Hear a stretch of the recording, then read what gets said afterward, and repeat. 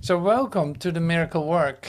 And the miracle work is always expanding, whether it's with music or whether it's with other ingredients, so to speak. So today I want to start with something that came in and is so beautiful. And it fits so well with, say, the lesson of today. And in case you didn't know, the lesson of today is I lose the world from all I thought it was, like lesson 132. And so that what I'm going to read to you now is is actually a song. It's actually a song. It's made for a musician, and there has been millions have been singing that song too. So it's a very popular song in that sense.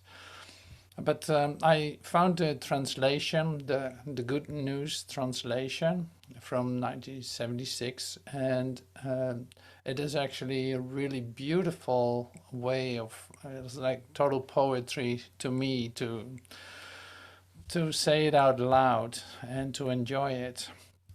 So I would suggest you do the same thing. Like your microphone is muted anyway. Well, you can open it up even too. It doesn't matter to me.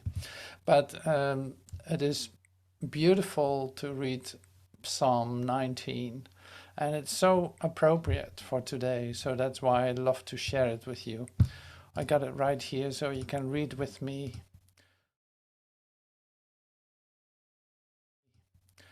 And it's absolutely amazing to me. So I will share it definitely, and feel free to read out loud too. It has something, if it's been spoken, definitely.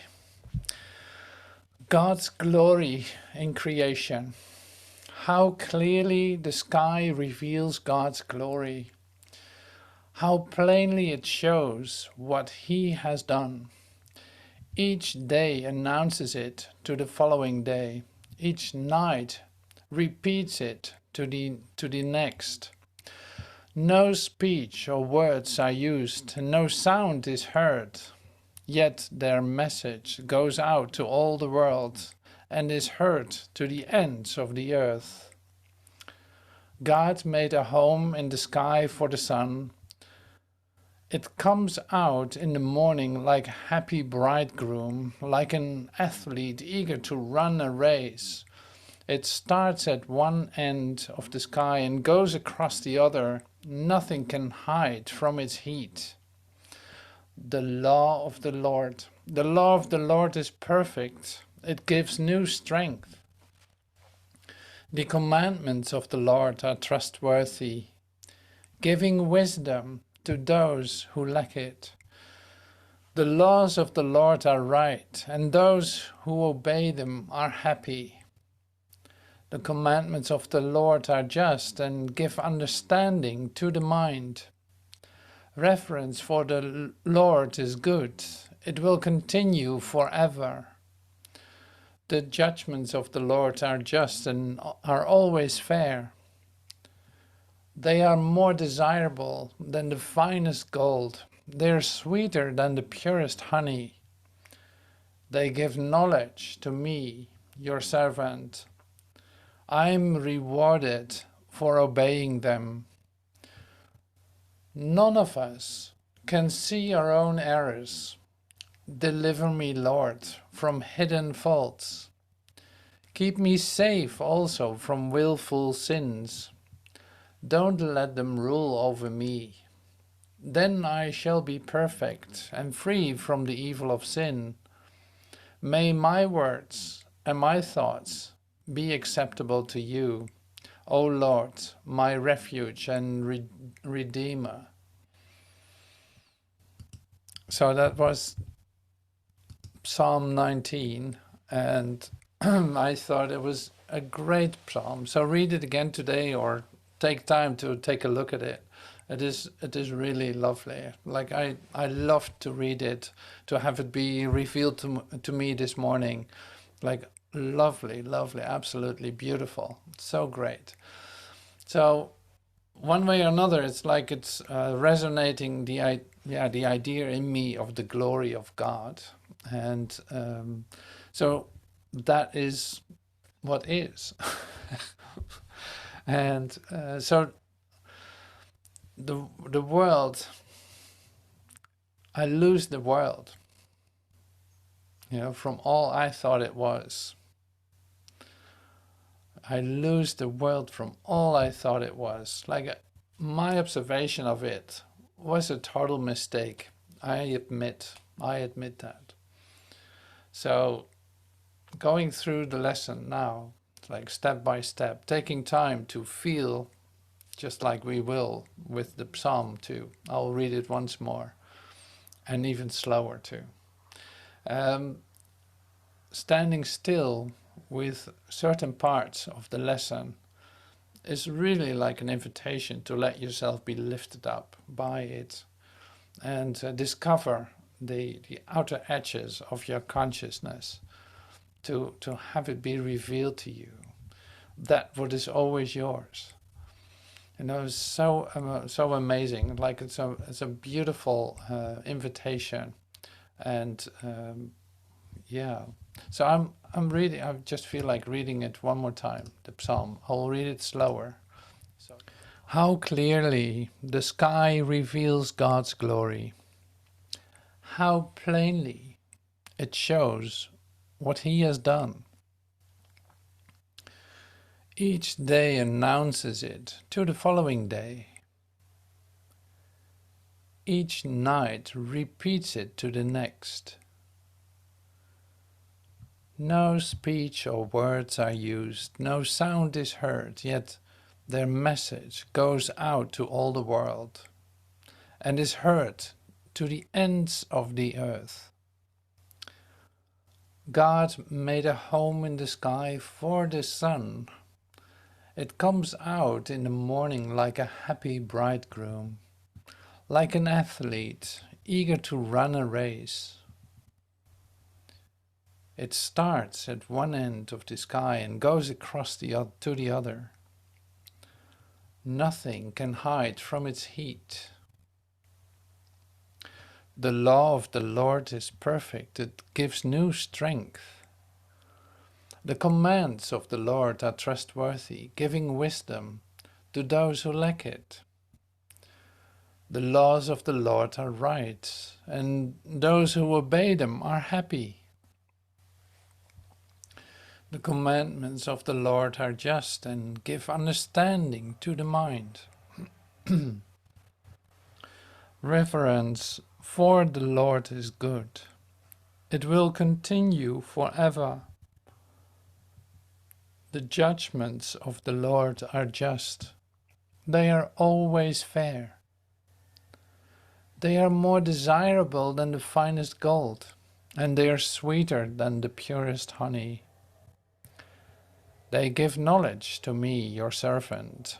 I am rewarded for obeying them. None of us see our own errors. Deliver me, Lord, from my hidden faults.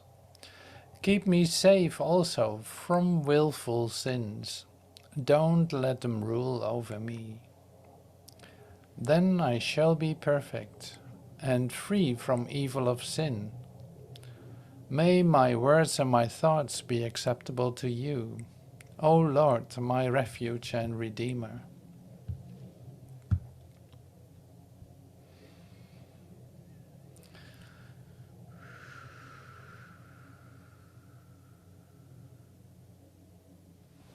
All right, so thank you for sharing this with me and being here, receiving this. So that's wonderful. So I like to read some of the lines of 132, of lesson 132, and have moments of quiet in between. So it is like a contemplation to really say, allows some of these sentences to come to you and be revealed to you. So this is what I'm going to do.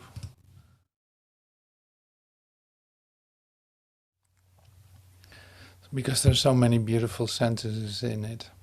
I lose the world from all I thought it was. What keeps the world in chains but your beliefs? And what can save the world except yourself? Belief is powerful indeed. The thoughts you hold are mighty, and illusions are strong in their effects, as is the truth. A madman thinks the world he sees is real and does not doubt it. Nor can he be swayed by questioning his thoughts' effects. It is but when their source is raised to question that the hope of freedom comes to him at last. Yet is salvation easily achieved, for anyone is free to change his mind, and all his thoughts change with it.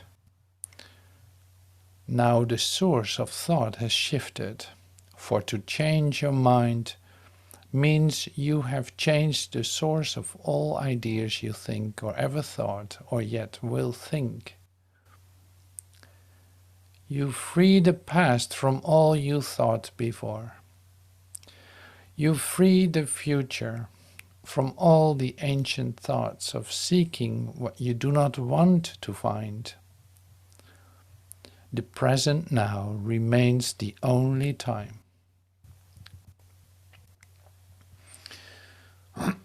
So you free the past from what you thought before. You free the future from all ancient thoughts of seeking what you do not want to find. The present now is the only time.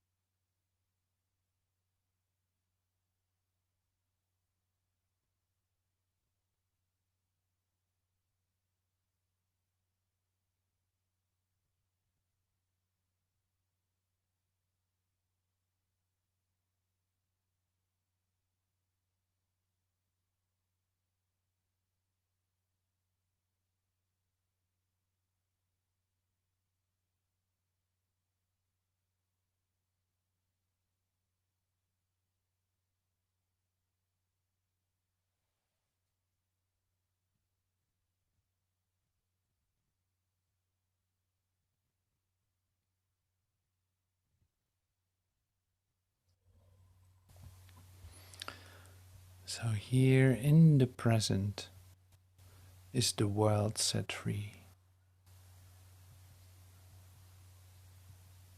For as you let the past be lifted and release the future from your ancient fears, you find escape and give it to the world. Here in the present is the world set free. For as you let the past be lifted and release the future from your ancient fears, you find escape and give it to the world.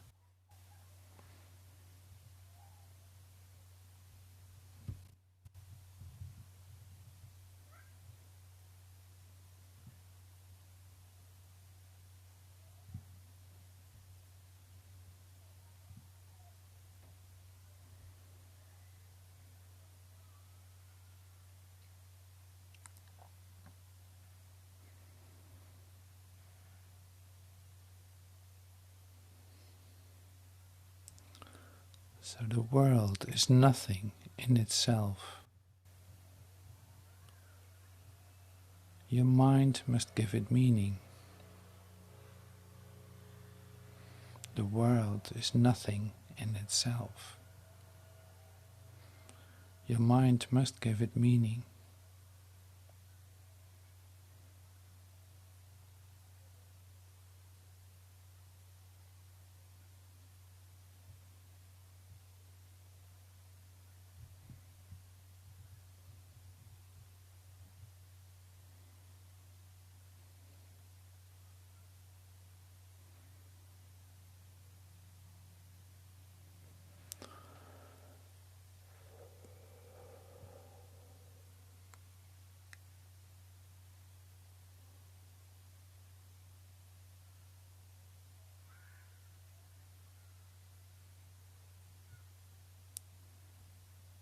There's no world apart from what you wish.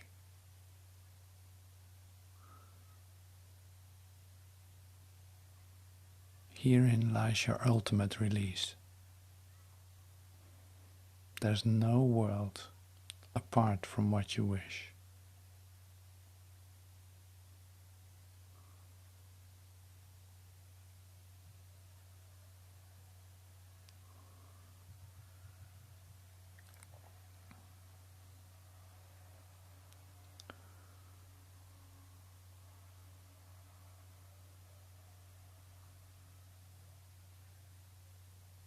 Change your mind on what you want to see, and all the world must change accordingly.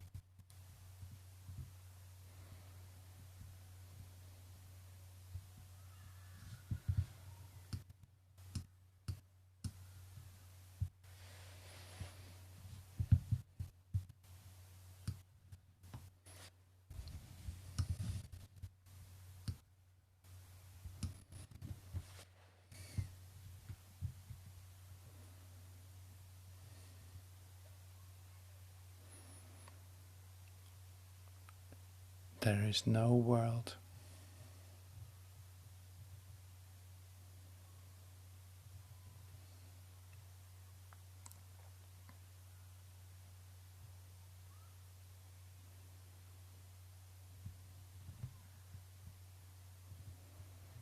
There is no world.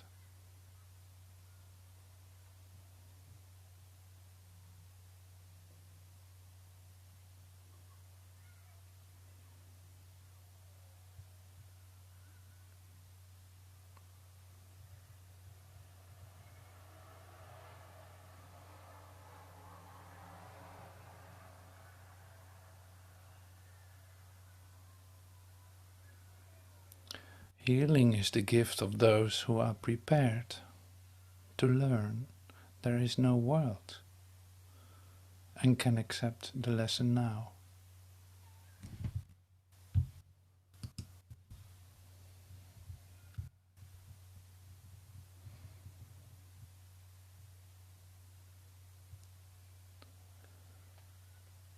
Your readiness will bring the lesson to you in some way, some form, which you can understand and recognize.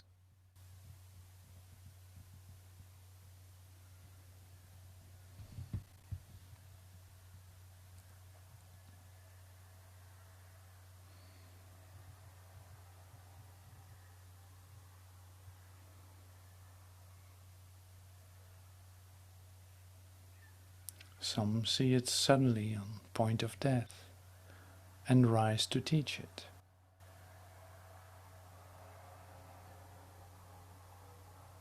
Others find it in experiences that are not of this world.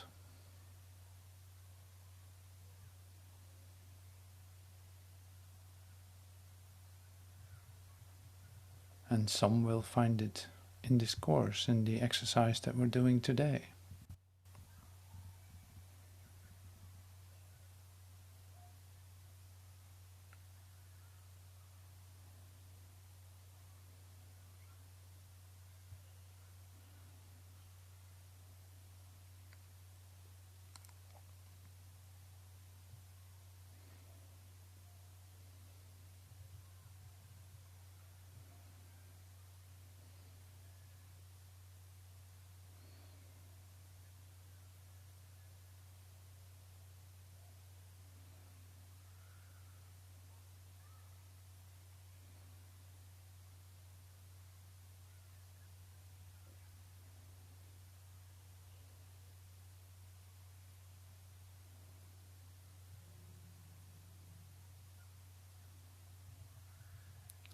the world does not exist. If it is indeed your own imagining, then you can lose it from all things you ever thought it was, by merely changing all the thoughts that gave it these appearances.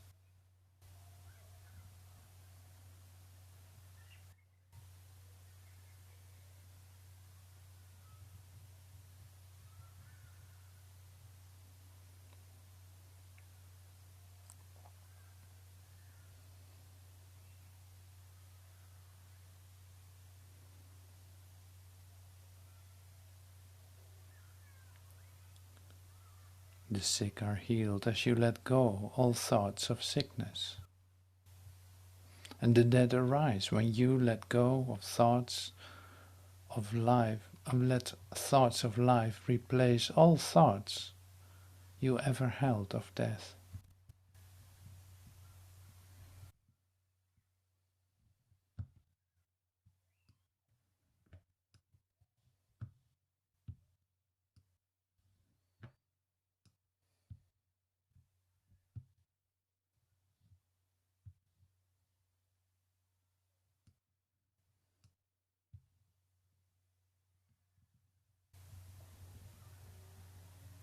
You are as God created you.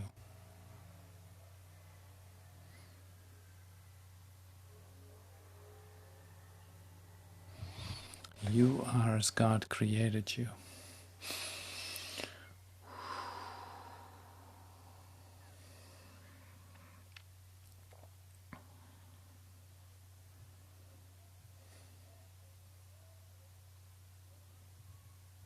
There is no place where you can suffer,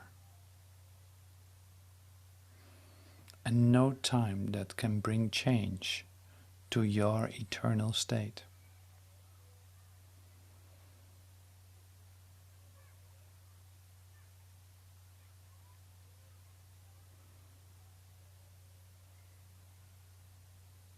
There is no place where you can suffer, no time that can bring change to your eternal state.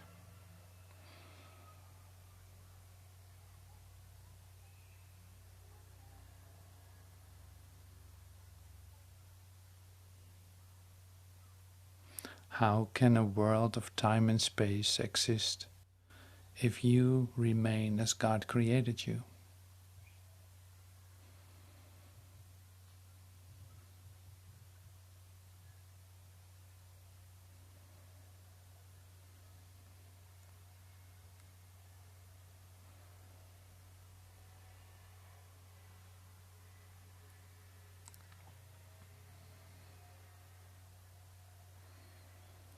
To know yourself is the salvation of the world.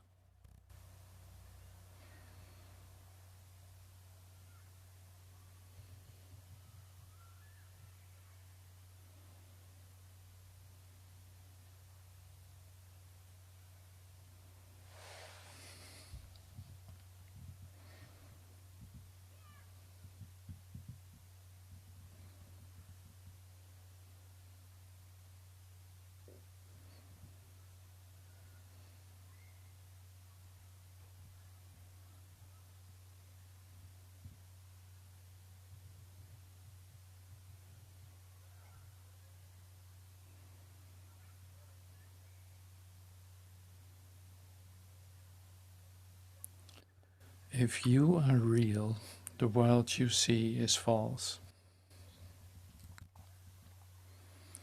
For God's creation is unlike the world in every way.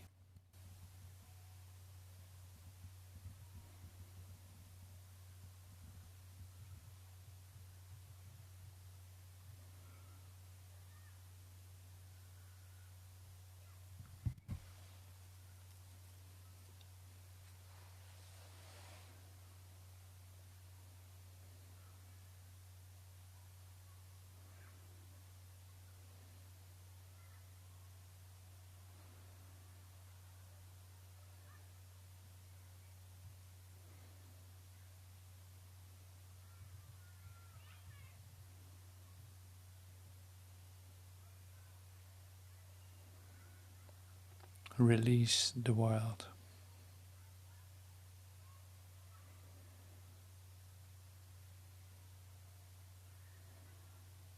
Release the world.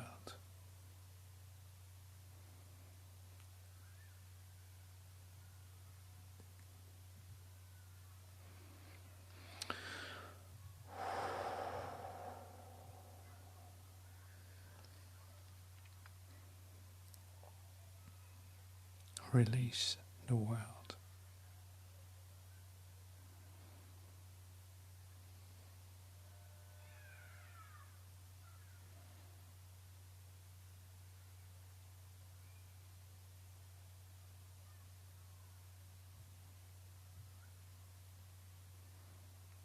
Your real creations wait for this release.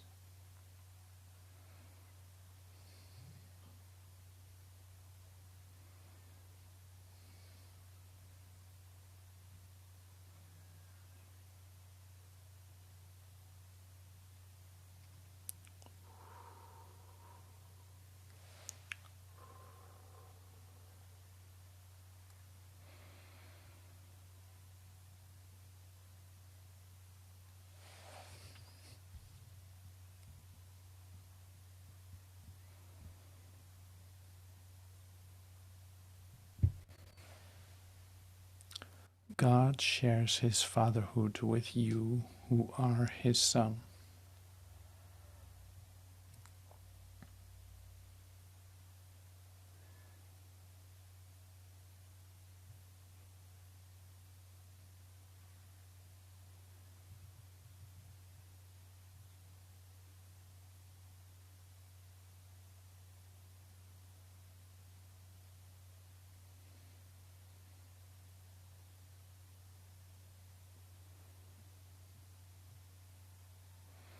There is no world because it is a thought apart from God.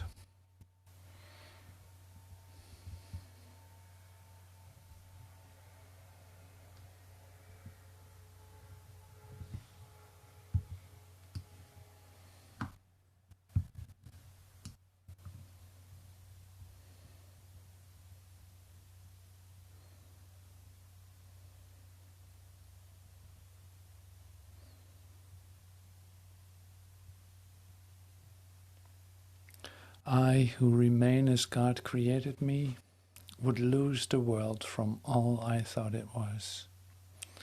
For I am real because the world is not, and I would know my own reality.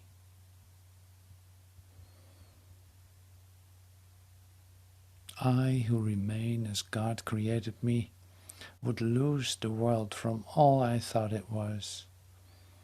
For I am real because the world is not, and I would know my own reality.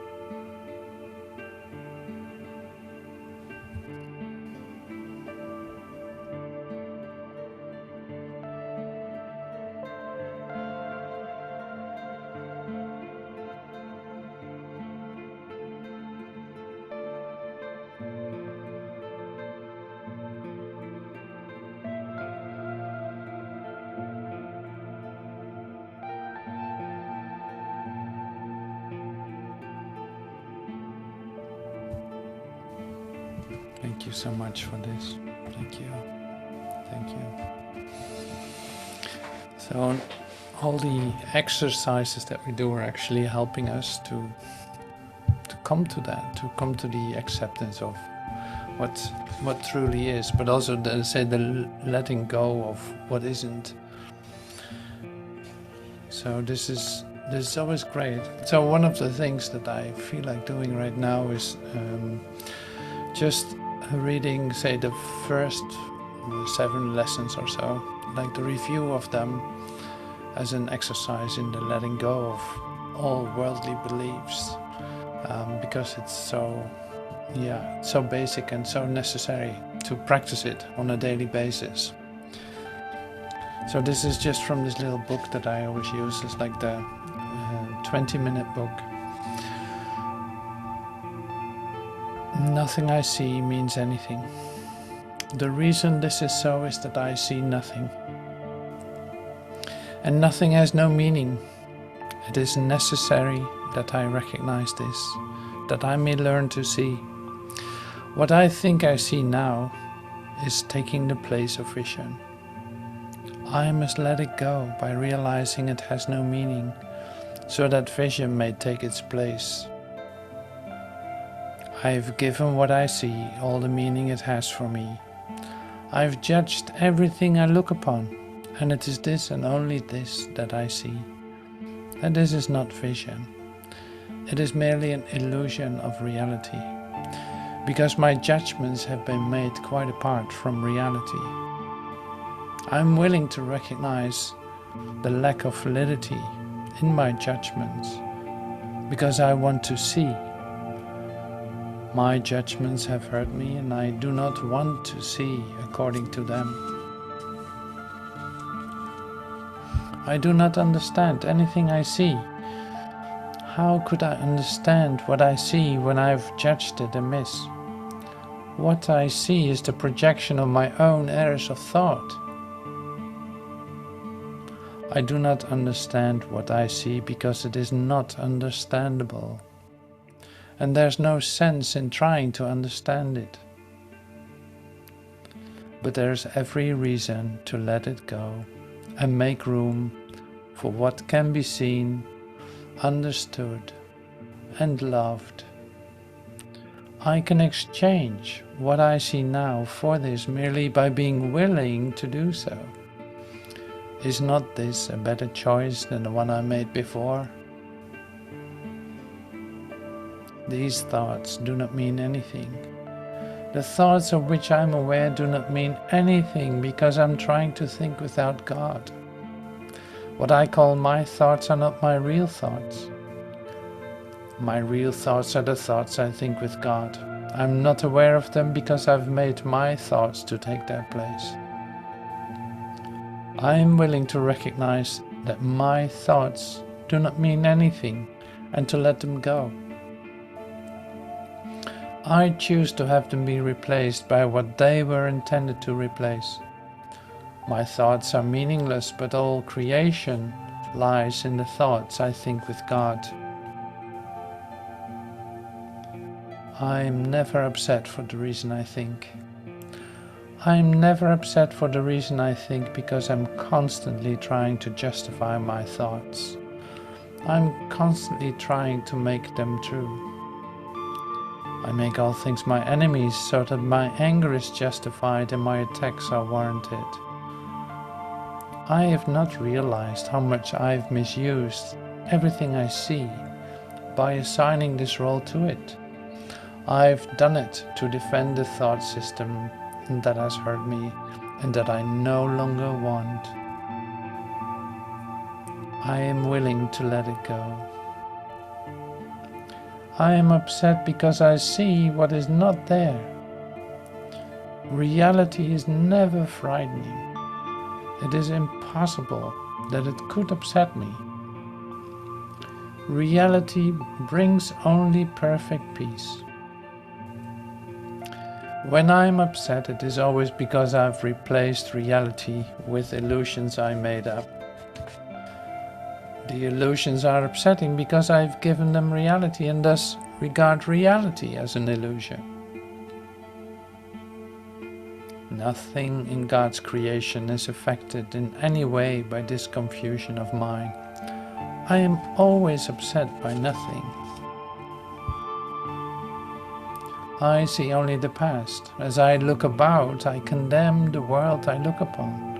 I call this seeing. I hold the past against everyone and everything, making them my enemies. When I've forgiven myself and remembered who I am, I will bless everyone and everything I see. there will be no past, and therefore no enemies, and I will look with love on all that I failed to see before.